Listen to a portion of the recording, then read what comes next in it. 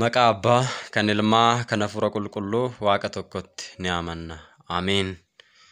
Buna dhuguun yookiin immoo buna danfisuun cubbuu qabaa kan jedhudha jechuudha. Gaafichisaa deebii kana gaafii tokkicha kanaaf deebii sadii nuuf deebi'eera. Tokkoffaa irratti buna dhuguunis ta'ee danfisuun guutumaan guututti cubbuudha. Cubbuu biras darbee gaabbiyyuu galuuf nama barbaachisaa toora jedhuun deebii nuuf deebi'ee argadheen ture. Akkasuma immoo gaafuma kanaaf immoo deebii isa lammaffaatiin buna dhuguu osoo hin ta'in yookaan buna danfisuu osoo hin ta'in cubbuun yeroo buna dhugnu kan danfisnu wantoota irratti amallakamuu fi akkasuma wantoota irratti haasa'amu sana gara cubbuutti kan nama geessudha. Kanaafiyyuu bunni cubbuu qabaate osoo hin ta'in bunni amantaa keenya keessatti osoo fayyadamuu baanne baay'ee barbaachisaadha kan jedhudha. Gaafuma kanaaf deebiin tokko immoo akkasuma qaama biraatirraa immoo yoo deebiin nuuf deebi'e buna dhuguun gonkumattuyyuu cubbuu akka hin qabnetti garuu immoo buna dhugnee nuti suusii keessa kan of galchinu ta'e suusiidhaan qabamuun wanta kamiiniyyuu suusiidhaan qabamuun cubbuu akka ta'ettidha kan isaan nuuf deebisan jechuudha. Suusiidhaan qabamuudha malee cubbuun buna dhuguun cubbuu akka hin qabnetti kan nuuf deebi'anii jira jechuudha. Gaafii kanaaf deebisaa sadeen yuutuumaa keessa kana nani argadde barsiisa.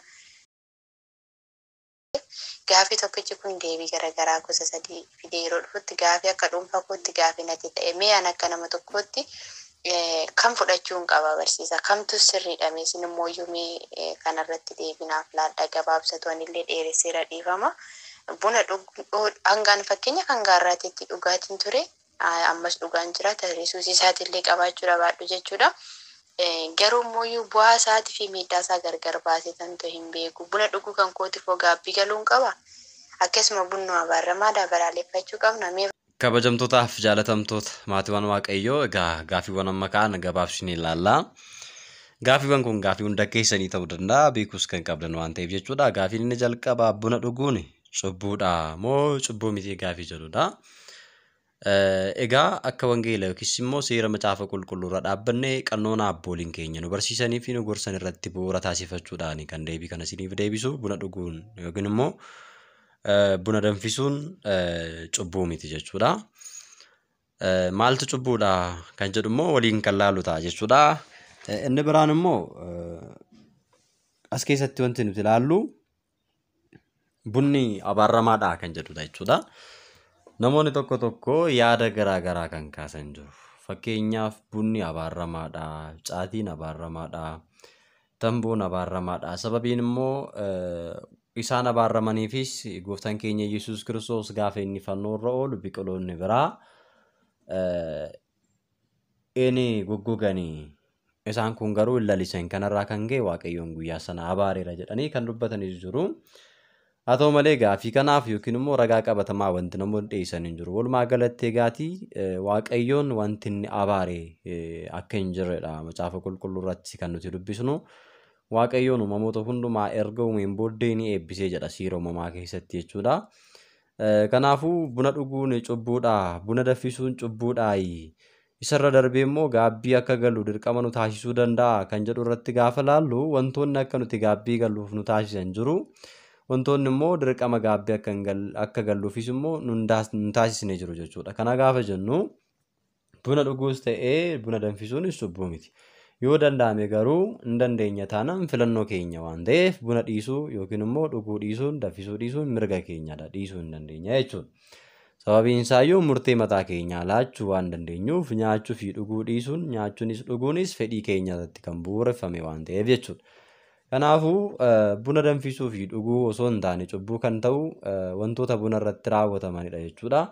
Fakkeenyaaf waa'ee bunaadhaan wal qabatee wantoonni akka nuti gaabbii galu nu dirqamsiisan keessaa inni gurguddaan namoonni yeroo buna dhugan bunarra taa'anii namoota namatu bunarra taa'anii waa'ee namaa haasa'u nama walitti naqu arraba dhedheerachuun wantoonni kun bunaan wal qabatee hin mul'ata jechuudha.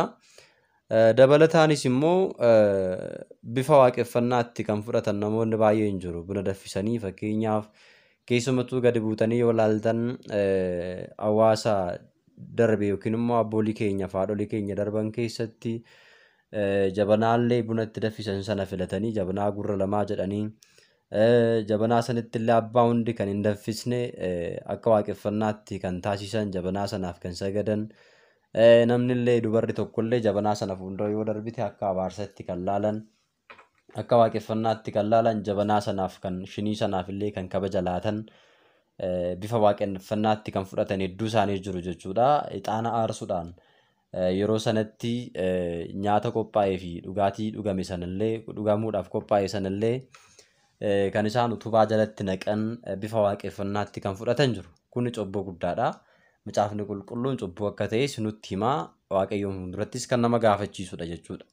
Inni lammaffaan immoo bunarra taa'anii nama hamachuun, nama addeessuun, nama walitti naquun, waan waaqayyoon hin jaallanne dubbachuun isaan kun cubbuudha waan ta'eef dirqama wantoota akkanaa namoonni raawwataman gaabbii galanii gara waaqayyootti deebi'uun barbaachisaadha. Dabalata immoo araada yookiin immoo suusii adda addaa keessa galanii buna yoon dhuguu baadhe mataa koona dhukkubaa ani guyyaa irraa buna hin dhugne waan ta'eefan akkas ta'ee jedhanii amala badaa kan qabatanii fi buna yoo dhugan malee jireenyi isaanii kan isaaniif hin qajeelle taasisanii namoonni of yaadan yeroo hunda buna yoo dhugan malee kan hojjechuu hin dandeenye homtuu kan itti mul'achuu hin dandeenye akka waan dukkana keessa jiraniitti kan laalan suusiidhaan qabamanii namoonni jiraatan inni kun sirrii miti jechuudha. Sababiin isaayyuu namni akkaataa kanaan fudhachuun irra hin jiraatu. Maaliif suusii wantoonni jedhaman jireenyi mucaa namaa achirratti hidhamee jiraachuun irra hin jiraatu jechuudha. Yoo dhuguu baate dukkana keessa akka waan jirutti ilaaluu hin qabu. Kanammoo maaltu keessa jira?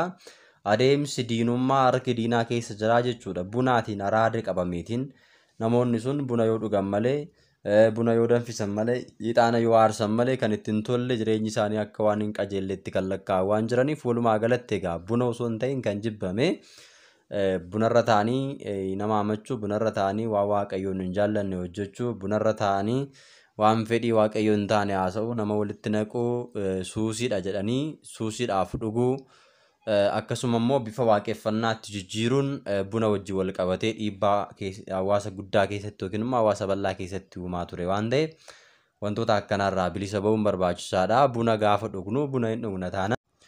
Kanaaf walumaa galatti yoo danda'ame buna dhuguu dhiisuu hin dhugna yoo ta'e immoo wantoota amma kaasne kanarraa fagaachuu buna dhuguun yaaduma callisnee akkasumatti yeroo ittiin dabarsuudhaa fi yoo nutti qorrallee ta'e qaama keenyaa dabaluudhaaf qofa fayyadamuu akka qabnuu fi saayinsiin immoo akka jedhutti saayinsiin maal jedhaa buna dhuguun kaaffeenii kan jedhamu waan of keessaa qabuuf kaka'umsa qaama miiraadhaaf yookiin immoo qaama keenyaa qorree jiru dammaqsuudhaaf hin fayyadaa faayidaa guddaa qaba jedhanii gara sanitti kan isaan fudhatan waan ta'eef kanaafuu tariitii keessummaa ittiin gaggeessuudhaaf aadaa ta'e namoota keessatti mul'ateera bunni yookiin immoo aadaa hawaasaa bal'aa waan ta'eef isaatiin alatti garuu bifa waaqeffannaatti fudhachuu wantoota amma kaasne kanarraa bilisa taane buna fayyadamuun fayyadamna yoo ta'e fayyadamuudhaan fayyadamnu yoo ta'e immoo dhiisuun mirga keenyaadha waan ta'eef kanaafuu bifa kanaan hubachuu danda'u nurra jiraata. Gaaffiiwwan biraa bifa tamboof caatii faarratti wantoota kaan immoo gara fuulduraatti bal'inaan deebii kan deebisnu ta'a waan ta'eef iyyuu waaqayyoon hunduma keessan faanaa ta'u sibaat l'exaabeera.